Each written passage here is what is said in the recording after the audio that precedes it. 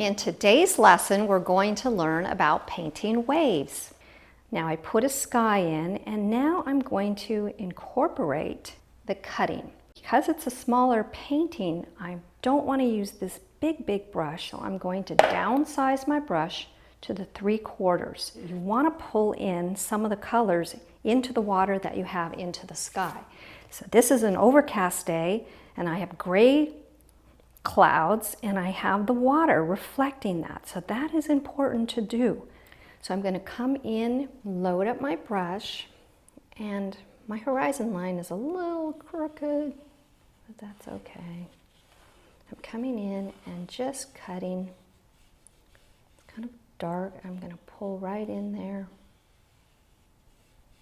Now around the rocks, notice, if you go to the ocean and notice that they have white foam around the rocks. Kind of a zigzag back and forth. If you have too many white caps, just close them down. Just give it a little more blue. I'm kind of going right over my rocks because they're so dark. Now I could do that first if I wanted. I could do my water first and then my rocks second. There's really no right or wrong. I'm going to transition now. I want to get a little blue because it's becoming more shallow as we're getting closer, but this transition has to be subtle. You don't want to change from dark blue to light blue, so pull some of that light blue into your dark blue. And now I want to pull in a little bit of sand, but I'm going to kind of get a nice kind of peachy color. Again, I want to tie in with the rocks. Almost done. Now I want to use a few techniques that I used in with the textures, but I'm going to spatter a little bit using the toothbrush, and I'm going to rip at the bottom of the rocks to show you what that looks like with the X-Acto blade, two of the techniques that we did in textures, in the 12 textures. Okay, so I'm testing it. It's all dry. You want to make sure this will not work if it's damp.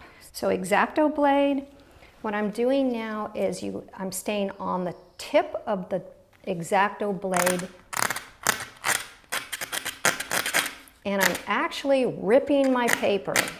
So it's a nice little technique of textures to get some little sparkles, some white foam at the bottom of those rocks. But now I'm going to just get a little more texture in the sand. I put my toothbrush in the water, tap it, get a lot of the moisture out of it, get a little dark brown. Now I have to protect the rest of my painting where I don't want the spatters to go, because it will go all over. I take my finger and put it at the top of the toothbrush